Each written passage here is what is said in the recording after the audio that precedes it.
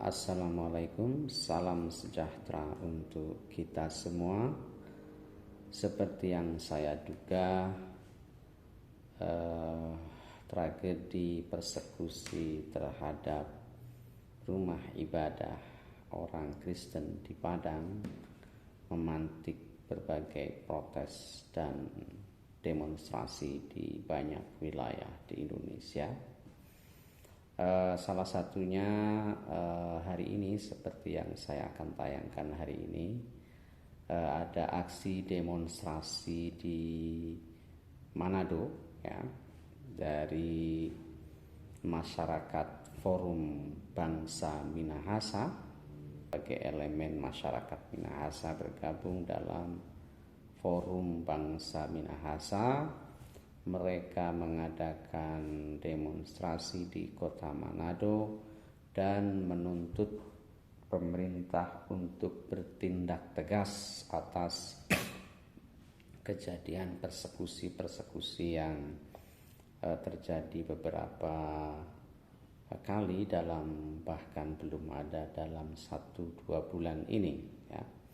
Menarik ya bahwa tuntutan para pendemo ini salah satunya adalah selesaikan kasus ini. Pemerintah harus bersikap tegas. Bahkan kalau tidak tegas, salah satu orator dalam demonstrasi ini menuntut supaya Minahasa siap bergabung dengan Papua. Ini konteksnya tidak jelas apa Papua merdeka, tapi sepertinya arahnya ke sana, ya. Kemudian tuntutan yang menarik juga adalah bahwa Menteri Agama Pak Nasaruddin Umar harus dicopot karena tidak bekerja sesuai dengan foksinya untuk melindungi masyarakat yang berbeda agama. Kemudian salah satu juga tuntutannya bahwa mereka mengungkapkan bahwa selama ini ungkapan minoritas mayoritas yang disampaikan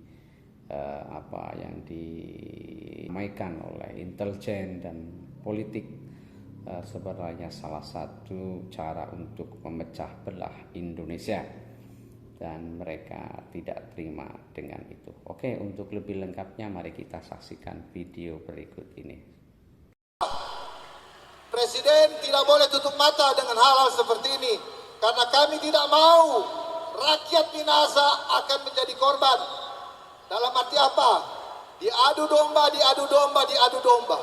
Mungkin bisa besok, mungkin bisa lusa, mungkin bisa bulan depan, mungkin bisa tahun depan. Torang akan perang saudara, torang akan perang agama. Maka saya sampaikan kepada mereka, jangan mau terpancing perang agama atau perang saudara. Kalau negara terus tidak mau menindaklanjuti hal-hal seperti ini, saya cuma bilang, kami tidak mau jadi korban politik. Bangsa Minahasa bukan bangsa bodoh. Jadi kalau ini tidak ditindaklanjuti, pemerintah diam. Saya sudah bilang, kami tidak mau perang saudara, kami tidak mau perang agama. Jangan ladenin. Kalau memang pemerintah tidak menindaklanjuti hal ini dengan serius, maka kami bangsa Minahasa akan siap mendukung Papua.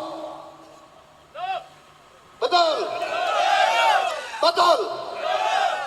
Perang saudara yang terjadi, itu tuntutan kami yang pertama. Yang kedua, turun, kedua, ketiga sampai jadi copot. Jadi copot Menteri Agama, karena Menteri Agama tidak bisa melindungi sesuai dengan kerja foksinya, yaitu para aparat penegak. Tegas, hukum adakah pada kalian?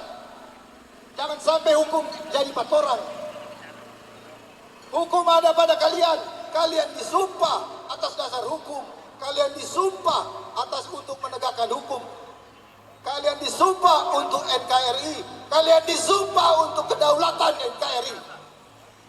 Kami tidak pernah disumpah untuk NKRI harga mati.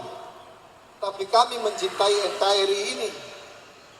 Atas dasar daripada itu, kami meminta kepada aspirasi kami.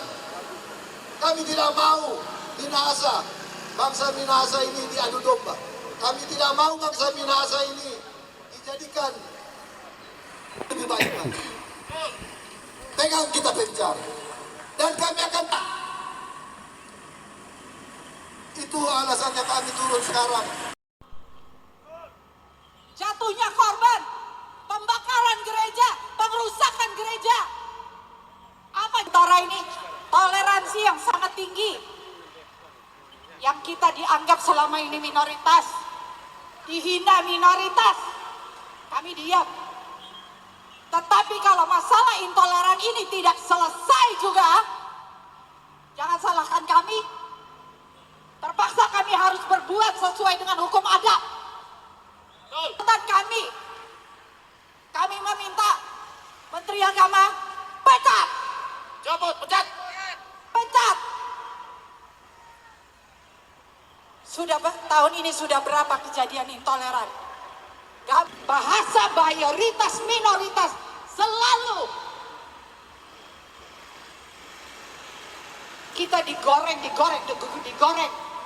dengan intelijen yang sengaja mau memecahkan bangsa Indonesia. Dapat jabatan nggak pusing. Nanti kalau ada yang korban berdarah baru sibuk semua. Jadi itu sekian dari saya, tuntutan dari saya, bapak-bapak. Mungkin ada tambahan. Kami akan korek. Sukabumi adalah bagian daripada NKRI. Pulau Jawa adalah bagian NKRI. Makanya kita punya Kepolisian Republik Indonesia. Kan kasus yang ketiga atau yang pertama. Tapi ini sudah kasus yang keribuan kali mungkin. Sejak dulu kita meneriakan ketika agama kita dihina.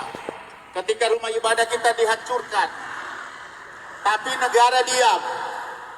Apa yang terjadi dampak dari penghinaan terhadap agama Kristen, muncullah apologian seperti Edis. Apakah itu yang kita inginkan? Ya kan? Agama saudara kita dihina, kita balas hina. Sekarang rumah ibadah kita dirusak. Apakah kita harus membalas dengan merusak rumah ibadah saudara kita? Itu yang kita tidak inginkan. Persoalan di negara ini yang selalu saya katakan, bukan hanya persoalan intoleran, utamanya adalah penegakan hukum. Bapak-bapak polisi ini akan dianggap melanggar HAM. Bapak ini dipersenjatai. Bapak ini pegang pistol. Pegang sebagai alat negara, harusnya melindungi rakyat, khususnya melindungi kaum minoritas, yaitu agama Kristen, tempat ibadah. Ini bukan persoalan izin, Pak.